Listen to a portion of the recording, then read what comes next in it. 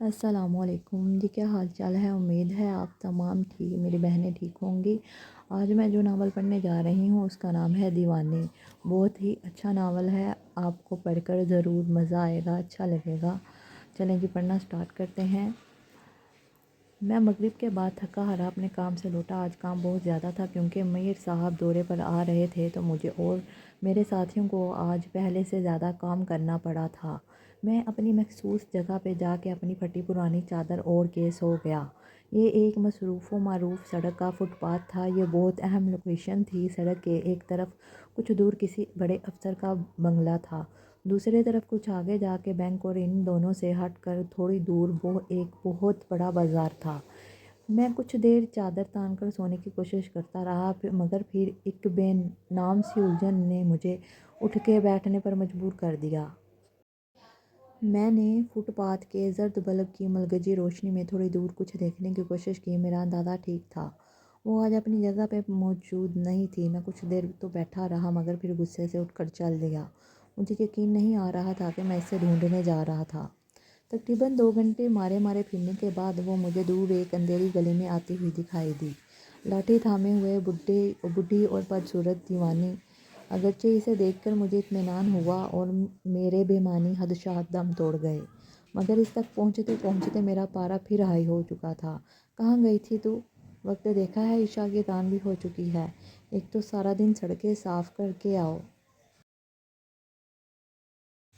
اور پھر ان محترمہ کو بھی ڈھونڈو۔ اس نے پہلے تو حیرانی سے میری طرف دیکھا اور پھر بے نیازی سے گردن جھٹک کر آگے بڑھ گئی۔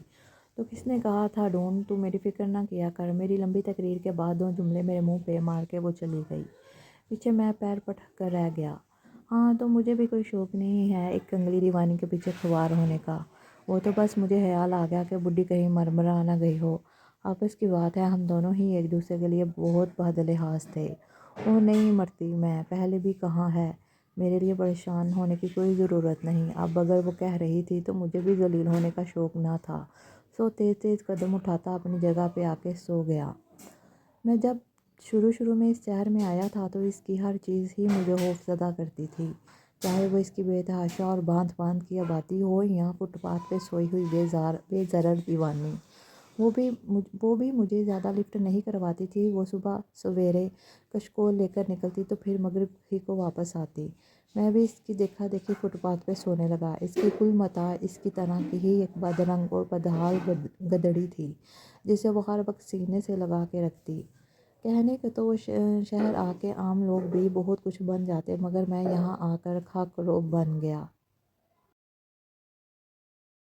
بڑے کاموں کے لیے بڑے حوصلوں کی ضرورت ہوتی ہے۔ مجھ جیسے پیدائشی بزدل کے پاس ٹکے کا بھی نہیں تھا۔ میں یہاں آ کے عدم تحفظ اور عدم اعتماد کا شکار بھی تھا، تو شاید اس لیے بھی اس حقیر پیشے کو اپنانے پر مجبور ہو گیا۔ ایک دن دیوانی ارد گرد کے لوگوں سے اسے دیوانی بلاتے تھے، گاڑی سے ٹکرا کر زخمی ہو گئی۔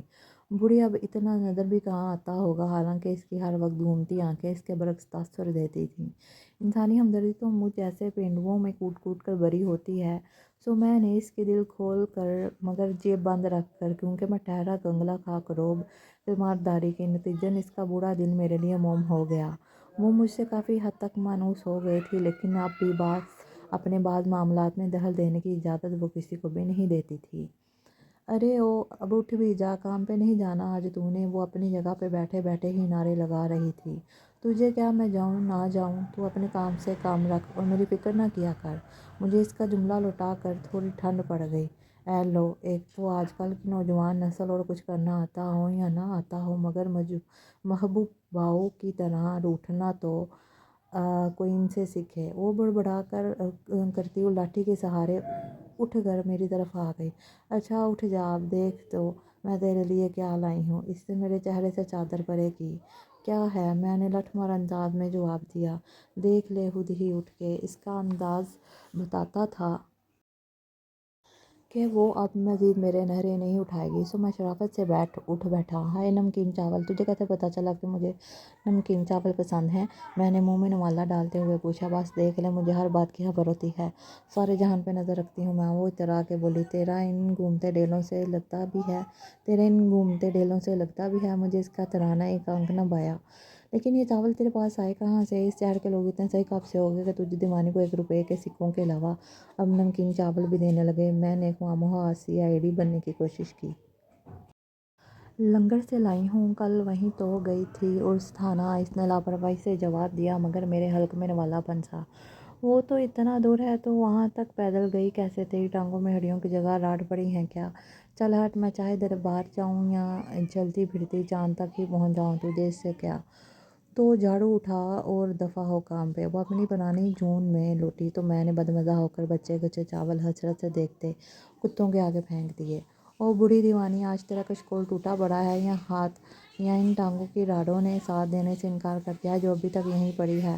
تیرے بوڑھے دماغ کو شاید یاد نہیں کہ تیرے وہ اسکول جاتے ہوئے مہربان بچے، اگر ان کے اسکول کا وقت ختم ہو گیا تو پھر آج خالی کشکول بجاتی پھرنا۔ میں صبح سویرے اس سے پنگے نہ لیتا تو شاید میرا دن اچھا نہ گزرتا۔ تو دفع ہو یہاں سے، میں نہیں جا رہی کہیں، طبیعت ٹھیک نہیں ہے میری۔ اس کی خراب گلے والی بدھی آواز سنائی دی تو مجھ سے رہا نہ گیا۔ کیا ہو گیا میری دیوانی کو؟ میں اس کے پاس جا بیٹھا۔ ہٹ تیری، کوئی تیری بیری نہیں ہوں میں گلا خراب ہے میرا، تو مزید دماغ نہ چاٹ، اب جا اور سڑکوں کا کچرا صاف کر۔ وہ شاید بخار کی وجہ سے چڑچڑی ہو رہی تھی۔ میں خاموشی سے اٹھ آیا۔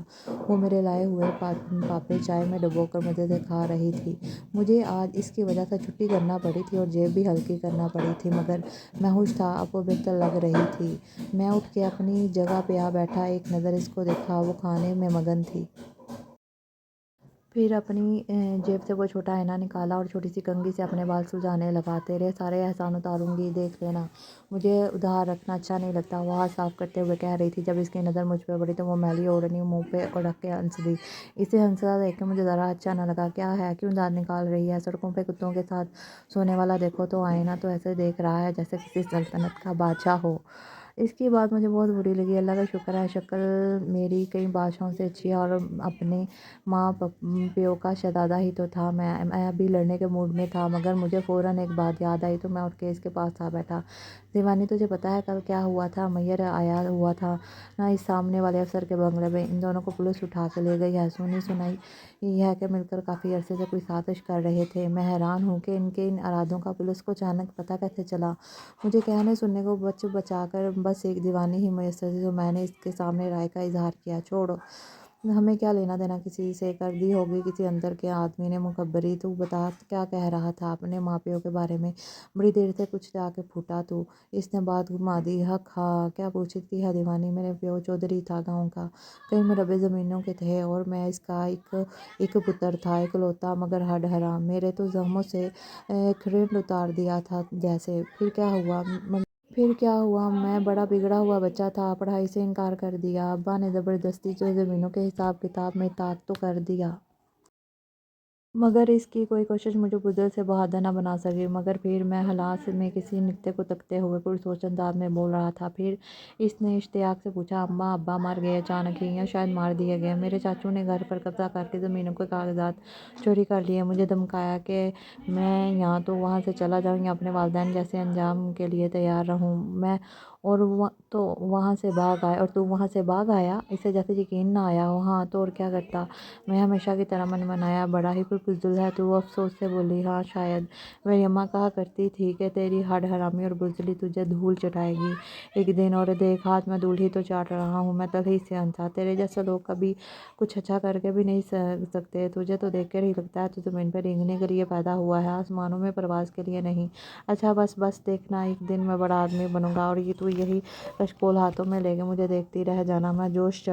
مجھے جوش چڑھا، دیکھتے ہیں کون کس کو دیکھتا رہ جاتا ہے۔ وہ پراسرار انداز سے مسکرائی اور اس کا اسرار بھی مجھ پہ کھل ہی گیا۔ کچھ دنوں بعد ہم دونوں فٹ پاتھ پہ حسب معمول لڑنے میں مشغول تھے، جب کئی کالی شیشیوں والی گاڑیاں زن سے ہمارے ساتھ رکیں۔ آ جائیں میڈم، گارڈ نے آگے بڑھ کر سیلیوٹ مارنے کے بعد اس کے لیے دروازہ کھولا۔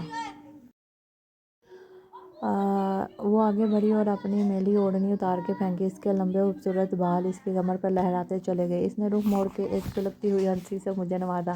ظاہر ہے میئر اور افسر کی سازش بے نقاب کرنے کے بعد اس کا یہاں کام ختم ہو گیا تھا، سو وہ چلی گئی، مگر جاتے جاتے کچھ کاغذات میرے منہ پہ مار گئی۔ میں بشر رہی، مگرچہ اس کے دیے میری زمین اور حویلی کے کاغذات لے کر جھکے۔ یقیناً اس نے میرے چچاؤں کو دھمکا کر حاصل کر لیے تھے، اور یقیناً یہ کام نکلوانا اس کے لیے مشکل نہ تھا۔ اب ایک معزز زمیندار تھا، پچھلے کئی سالوں میں کی گئی اپنی محنت کے بعد اب اگر اس نے اتنا کر ہی دیا تھا تو مجھے بھی بہادر بننا پڑا۔ ویسے بھی اب اس کے بعد میرا وہاں دل لگنا مشکل تھا، اپنے گاؤں کا نیا چودھری بن گیا ہوں۔ میرے چچاؤں نے بھی کبھی میرے راستے میں آنے کی کوشش نہیں کی، الٹا وہ مجھ سے خوف کھاتے ہیں۔ نہ جانے اس نے ان کے ساتھ کیا کیا تھا، لیکن آج بھی جب مجھے دیوانی یاد آتی ہے تو میرا انسانیت سے اعتبار نئے سرے سے اٹھ جاتا ہے۔ میری خود ساختہ مظلومیت، مگر حقیقت یہ ہے کہ لوگ جیسے نظر آتے ہیں ویسے ہوتے نہیں ہیں۔ وہ بظاہر بوڑھی مگر حقیقتاً حسین دوشیزہ یقیناً ملک کے کسی اور کونے میں دشمن کے عزائم کو ناکام بنانے کے لیے موجود ہوگی، ملک کے دیگر کئی بہادروں کی طرح، مگر میرا اس سے غصہ ختم نہیں ہوتا۔ بہروپی کہیں کی۔ امید ہے آپ کو آج کا میرا ناول ضرور پسند آیا ہوگا۔ میرے چینل کو لائک کیجیے، سبسکرائب کیجیے، شکریہ۔ اور میں ایک بات کے لیے معذرت چاہتی ہوں، میرے پیچھے سے شور آتا ہے، بچوں کی آوازیں آتی ہیں تو آپ یقیناً ڈسٹرب ہوتے ہوں گے، لیکن پھر بھی میں معذرت چاہتی ہوں۔ اوکے جی، اللہ حافظ، ملیں گے کل نئے ناول کے ساتھ، ایک اچھے ناول کے ساتھ۔